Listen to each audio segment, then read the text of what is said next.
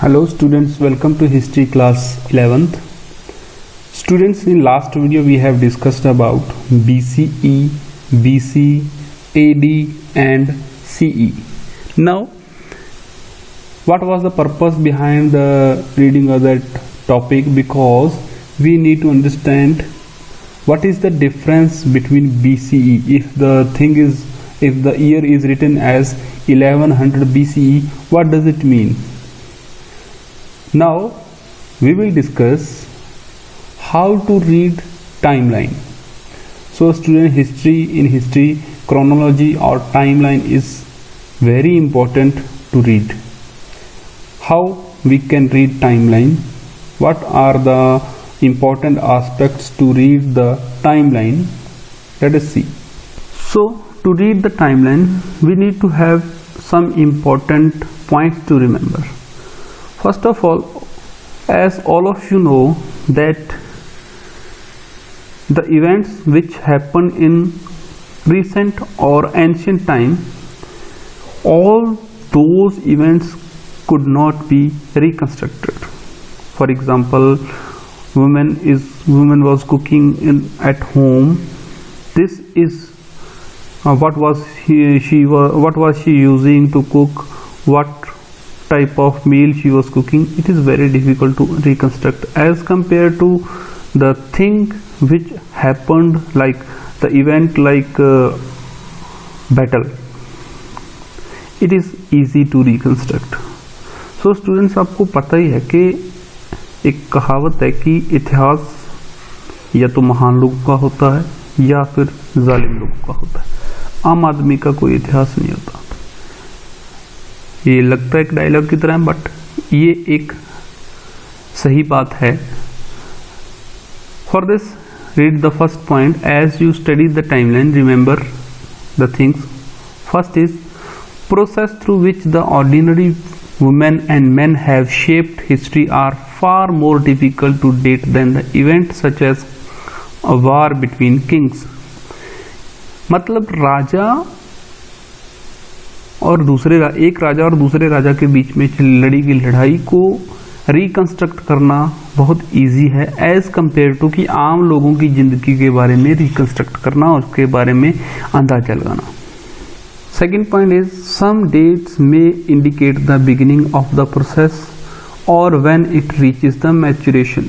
Means जैसे हम suppose कीजिए कि कोई सिविलाइजेशन स्टार्ट हुई थी, कोई इवेंट स्टार्ट हुई, कोई युद्ध स्टार्ट हुआ. हमने कह दिया कि this battle was started in 1600 CE. सो अब बैटल स्टार्ट हुआ 1600 CE, तो इसका मतलब ये तो नहीं है कि उसी दिन ही खत्म हो गया. हो सकता है वो 1 साल चला हो. तो जो डेट्स हैं वो किसी की बिगिनिंग या किसी की मैच्योरेशन के बारे में बताती हैं. ड्यूरिंग पीरियड के बारे में जानने के लिए उसको डिटेल में स्टडी करना होगा, रिटन एविडेंस के ऊपर डिपेंड करना होगा. अब परफेक्ट डेट मेजर करना बहुत मुश्किल होता है हिस्टोरियंस के लिए. तो हिस्टोरियंस जो हैं constantly revising dates in light of new evidence. मतलब जो डेट्स वो डिसाइड करते हैं, डिक्लेयर करते हैं, उनको लगातार चेंज होते रहते हैं जैसे जैसे न्यू एविडेंस, न्यू आर्कियोलॉजिकल और आर्टिफैक्ट फाइंड्स मिलते हैं, तो वो डेट्स को और ज़्यादा फिल्टर करते रहते हैं. जैसे मान लो मैं पहले बात कर रहा था कि 1600 में युद्ध हुआ, तो कोई और एविडेंस मिला जिससे ये शायद पता चलता कि 1600 में युद्ध कब हुआ. हो सकता है वो जून में स्टार्ट हुआ हो. ये कोई युद्ध की बात नहीं है, ये सिर्फ मैं एग्जांपल ले रहा हूँ कोई. तो जून में किस डेट को स्टार्ट हुआ, ये अगर अलग अलग एविडेंस मिलते जाएंगे तो और ज़्यादा शार्प होती जाएगी डेट.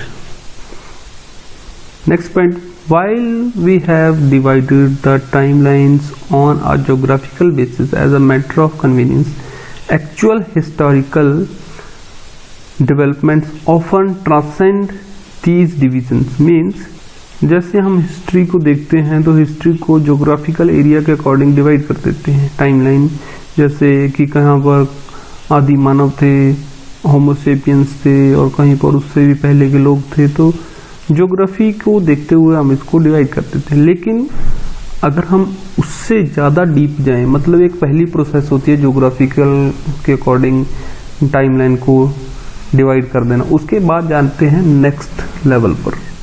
तो नेक्स्ट लेवल पर जाने के लिए क्या करते हैं, मतलब लोगों की लाइफ को रिकंस्ट्रक्ट करते हैं, वहाँ पर रहने वाले लोगों की लाइफ को रिकंस्ट्रक्ट करते हैं।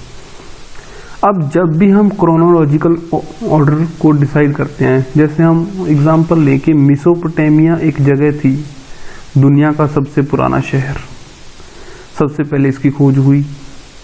उसकी खोज के बाद हमारे देश के आसपास हड़प्पा सिविलाइजेशन की, इंडस वैली सिविलाइजेशन की खोज हुई।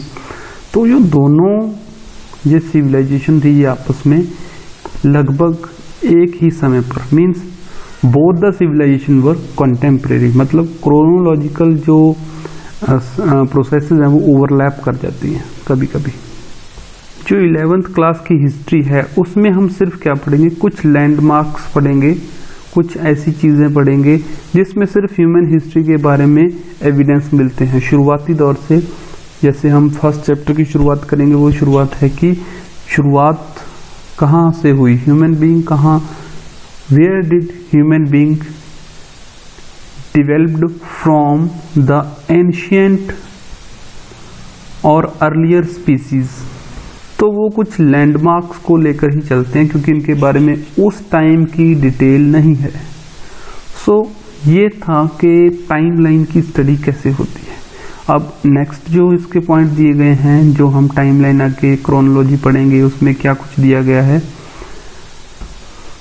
सो लास्ट पॉइंट देखिए, you will be learning more about south Asian history in general and Indian history in particular next year.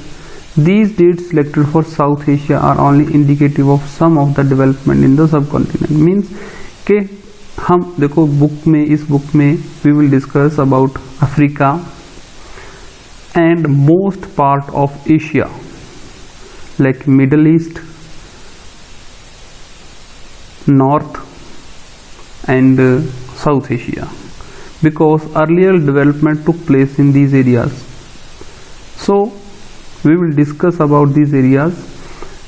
और जो डेट्स हैं, सिलेक्टेड डेट्स हैं for South Asia are only indicative, कोई perfect नहीं है, permanent नहीं है, ये इंडिकेटिव डेट्स हैं कि शायद इस टाइम पर यह हुआ, ये कुछ हुआ होगा।